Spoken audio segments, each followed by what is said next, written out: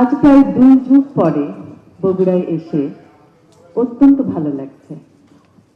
আমি প্রথমেই শ্রদ্ধা ভরে স্মরণ করতে চাই শহীদ রাষ্ট্রপতি জিয়াউর রহমান এবং আমাদের গণতন্ত্রের মা দেশনেত্রী বেগম খালেদা জিয়া। তাদের স্মৃতির প্রতি শ্রদ্ধা জানিয়ে আমি আমার বক্তব্য শুরু করতে চাই।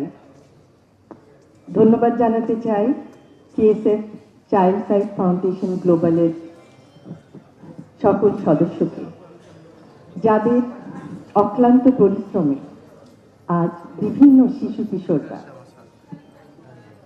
তাদের প্রকৃত চিকিৎসা অর্জন করে সুযোগ্য নাগরিক হিসেবে নিজেদেরকে গড়ে তুলতে পারছে।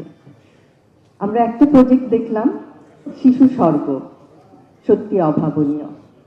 আমরা কিভাবে নিজেদের প্রচেষ্টায় শিশুদেরকে একটি স্বর্গের মতো সুন্দর স্থানে নিয়ে যেতে পারি, যেখানে তারা শিখছে আত্মবিশ্বাস, যেখানে তারা শিখছে নিজের প্রতি আত্মবিশ্বাসের ফলে এগিয়ে যাওয়া, জ্ঞানের আলোকে এবং অন্ধকার থেকে নিজেদেরকে প্রতিষ্ঠিত করা। আমি অত্যন্ত অভিভূত হয়েছি সিএসএফ এর অন্তর্গত প্রোগ্রামে দুইজন যে বক্তব্য রাখলেন এবং একজন বললেন তিনি কবিতা লেখেন, তিনি আইটি সেক্টরেও কাজ করছেন। আমি সত্যি তাদের জ্ঞান এবং তাদের প্রচেষ্টা আশা করব যে তারা ভবিষ্যতে আরো উন্নতি করবে এবং সবার কাছে একটি উজ্জ্বল দৃষ্টান্ত হিসাবে থাকবে। আমরা বিশ্বাস করি যে শিশুরাই জাতির ভবিষ্যৎ। আজকের শিশু হবে আগামী দিনের দেশ গড়ার মহান সৈনিক। এবং আমাদের যে পরিকল্পনা আছে, আমাদের রাজনীতি সুষ্ঠু পরিকল্পনার রাজনীতি।